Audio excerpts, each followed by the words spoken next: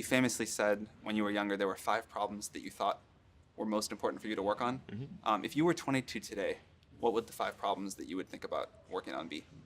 Well, first of all, I think if somebody is doing something that is useful to the rest of society, I think that's a good thing. Like, it doesn't have to change the world. Like, you know, if you're doing something that has high value to people, and frankly, even if it's something, if it's like just a little game, or the some improvement in photo sharing or something, if it has a small amount of good for a large number of people, that's, I mean, I think that's fine. Like, stuff doesn't need to be changed the world just to be good.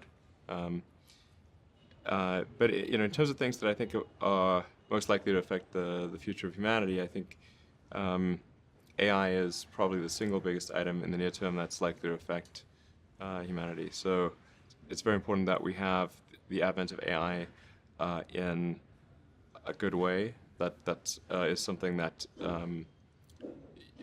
if you could look into the crystal ball and see the future, you would like that outcome, because it is something that could go wrong, as we've talked about many times, and so we really need to make sure it goes right.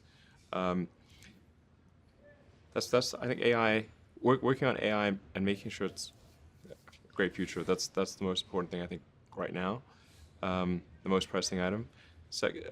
Then obviously anything to do with genetics. If you can actually solve genetic diseases, if you can prevent dementia or Alzheimer's or something like that, with genetic reprogramming, that would be wonderful. So I think there's genetics. It might be the sort of second most important item. I think having a high bandwidth interface to the brain, like we're currently bandwidth limited. We have a digital tertiary self in the form of our email capabilities, like computers, phones, applications. We're effectively superhuman, but we're extremely bandwidth constrained in that interface between the cortex and your sort of that tertiary digital form of yourself. And helping solve that bandwidth constraint would be, I think, very important for the future as well.